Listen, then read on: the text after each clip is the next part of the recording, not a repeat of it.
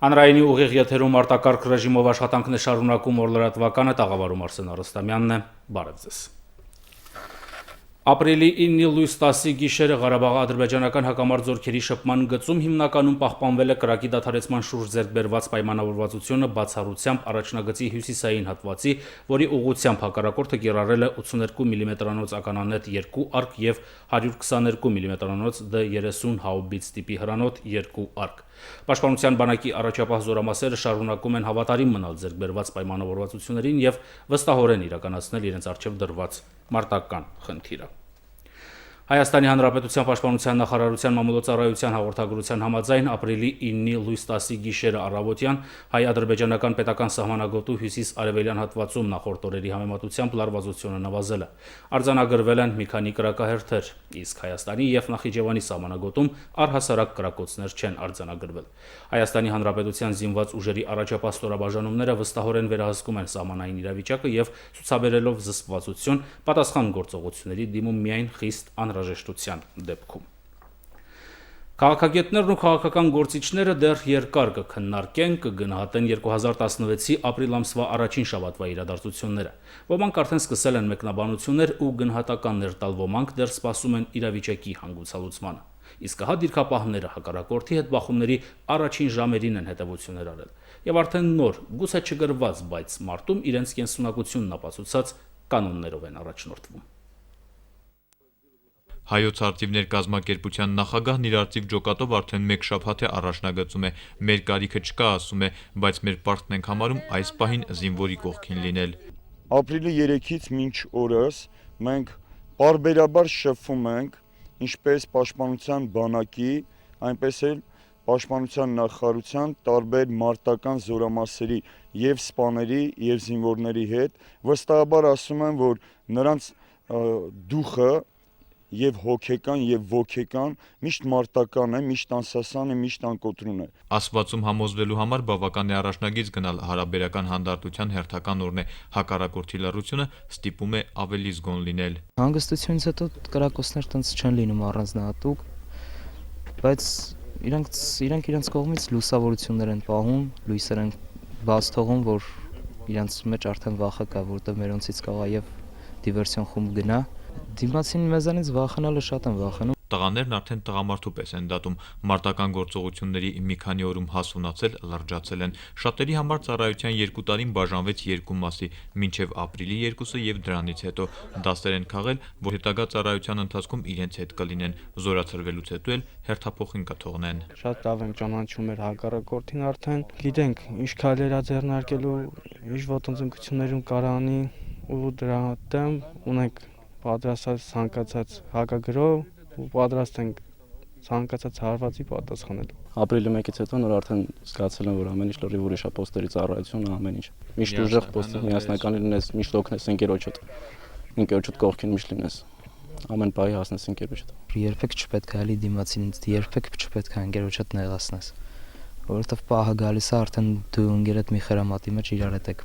ձեր կյանքը պահում։ Իսկ ցամա բոլորն էլ տենց են մտածում, որովհետև այս պահին միակ բան, որ պետք է մտածեն է դա։ Ընկերոջ թիկունքի արժեքը դիրքապահ տղաները հասցրել են գնահատել, բոլորն անխտիր նախընտրում են ընկերների հերոսությունների մասին խոսել եւ ոչ թե իրենց առանձին ջերմությամբ են խոսում քաջի մահով ընկած ծառայակիցների մասին։ Բոլորն էլ հերոս են, տեսախ կայնած բոլոր տղեկն էլ հերոսներ։ Ով որ մահացել է, մեր տղեկն էլ սա հերոս են։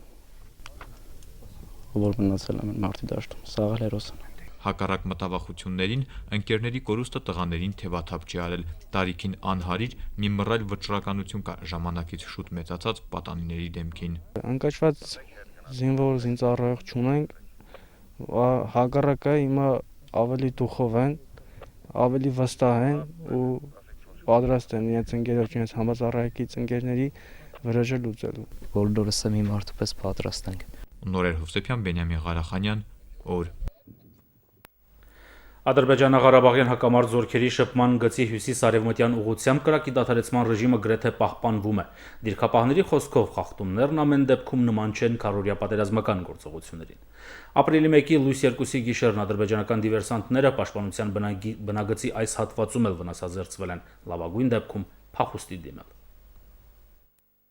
Պայթածարկերի հետքերը կարող են նշմարել անգամ ոչ մասնագետները, բայց սա միակն էր, ինչ հասցրել է անել հակառակորդի զինված խումբը։ Դրան հետևել է պաշտպանության բանակի հակահարվածը։ Ականատեսները պատմում են, որ րոպեներ անց ձախողված դիվերսանտ վերածվել էր մրցավազքի։ Բնականաբար բոլորին չէ բախտ վիճակվել հասնել ելման դիրքեր։ Շատ հոյակապ պատրաստված են, դաժե այն կարգի, որ կարելի է ասած, որ սենց նայում ենք, որ չգանք էլի նորմալնի է, պահելու են մեր պոստերը,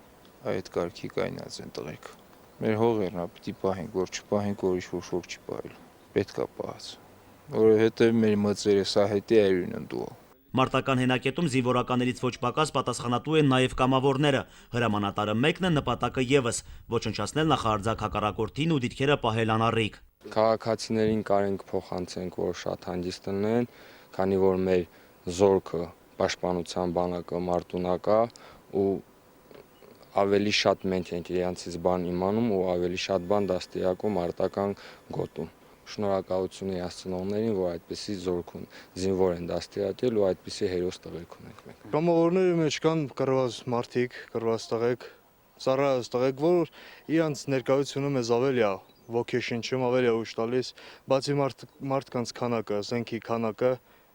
դա չի մենակ կարևոր։ Մարտական ոգին է Բարսելոնայում, պատերազմի մասնակից մարդիկ տալիս են այնպիսի խորհուրդներ, որ իսկապես մեզ պետք են։ Քառօրյա պատերազմից հետո դիրքապահներն ավելի հանգիստ են եւ ոչ միայն նրա համար, որ հարաբերական հրադադար է, պատրաստ են ցանկացած մարտահրավերի, իսկ դրանք լինում են անսպասելի եւ աննկարագրելի։ Արդյունքում հակառակորդն այստեղից շպրտվում է, հետո անտառներում սկսում որոնել սեփական դիակները։ Հակառակորդի կողմից միշտ լինում են ոտնձգություններ, պատրաստ ենք, ամեն ձև պատրաստ ենք, հետ ենք մղել հակառակորդին, չենք թողել մտնի մեր մարտական դիրքերը։ Քաղաքացիական կյանքում գործերը կսպասեն, ավելացնում են կամավորները։ Հիմա լուծում են ամենակարևոր խնդիրը։ Ասում են նախկին ու ներկա զինվորներ չեն լինում։ Նրանց համար հայրենիքը սկսվում է սահմանից եւ ամուրը հենց սահմանից։ Նարեկ Սահակյան, Մերուժան Մարտիրոսյան, օր։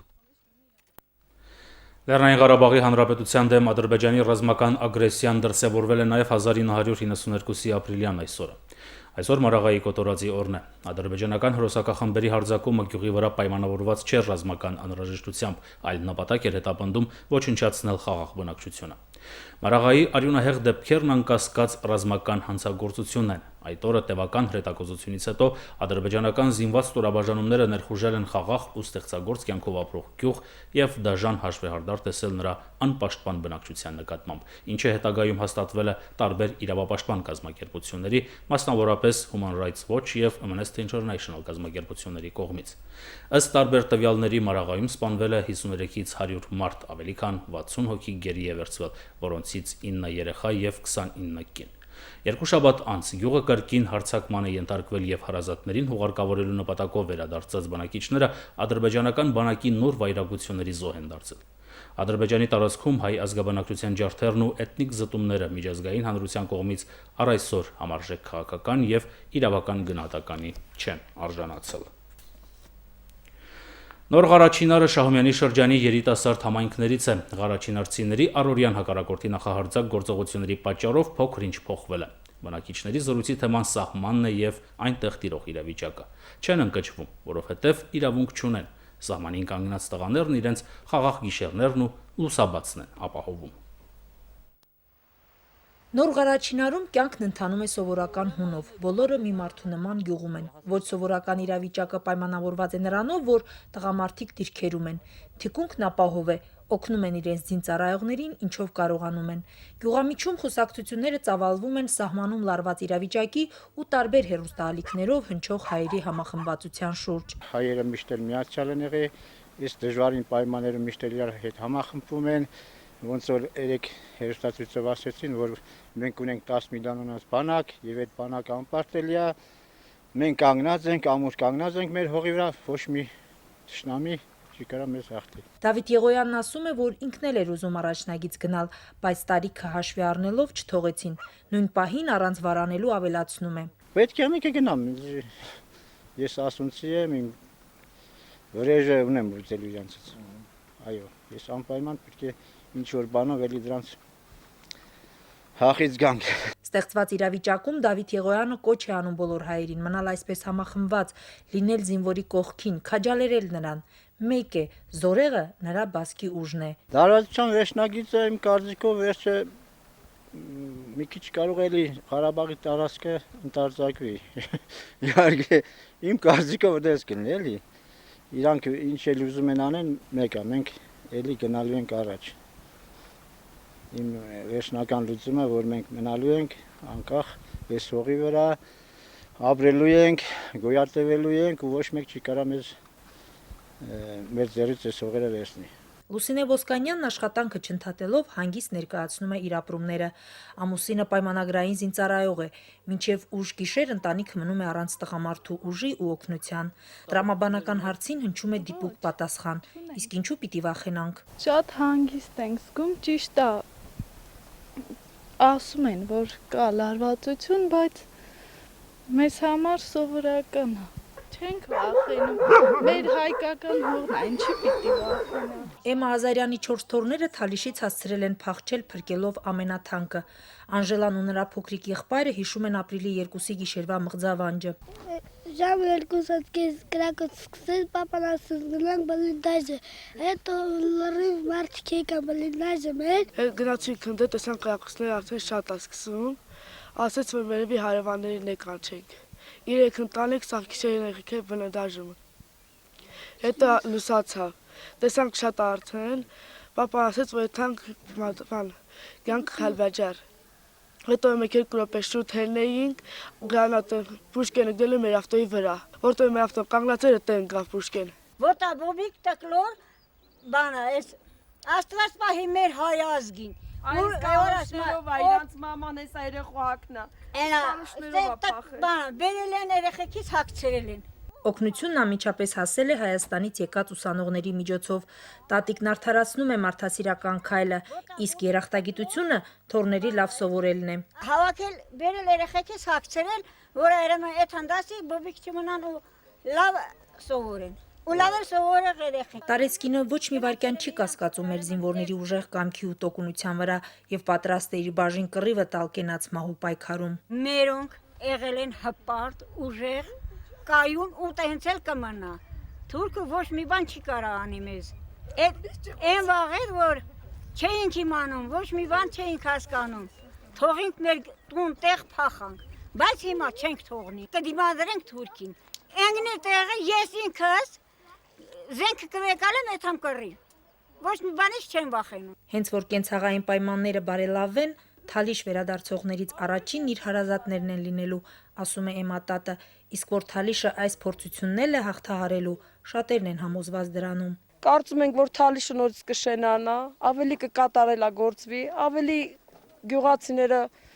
ավելի պինդ կլնեն, ձիգ կլնեն, կպայքարեն Թուրքի դեմ։ Դե մենք էլ նույն երանդով ստեղ ենք աշխատում, որ պահենք մեր երեխեքին, 8 երեխա ենք պահում մի տան մեջ ու ոչ մի դեպքում ամուսինս թույլ չի տալի, որ գյուղից դուրս գանք։ Մինչև վերջի վայրկյանը պայքարելու ենք Թուրքի դեմ, վերջի վայրկյանը չենք թողելու մեր հողերը Թուրքին, երբեք։ Թուրքը թո չմտածի, որ ինքը կգրավի այս հողը։ Երբեք չենք տա, որովհետև արուն են թափել, երիտասարդները արուն են թափել այս հողի վրա։ Գոհար Ռուստամյան, Գենադի Երեմյան, Մերուժան Մարտիրոսյան, օր։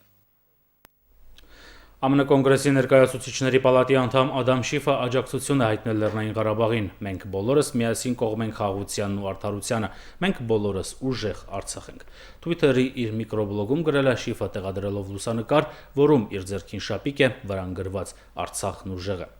Հիշեցնենք, որ կոնգրեսական Ադամ Շիֆը դատապարտել է Ադրբեջանի ագրեսիան ընդդեմ Լեռնային Ղարաբաղի, այն, որ այդ հարձակումը տեղի ունեցավ ԱՄՆ-ից Իլհամ Ալիևի վերադարձից ժամեր անց, որտեղ նա հանդիպել էր ԱՄՆ փոխնախագահ Ջո Բայդենի եւ պետքարտուղար Ջոն Քերիի հետ, ցույց է տալիս, որ Ամերիկայի Միացյալ Նահանգների եւ ԵՀԿ Մինսկի խմբի քաղաքականությունը չի աշխատում, հայտարարել է կոնգրեսական Ադամ Շիֆը։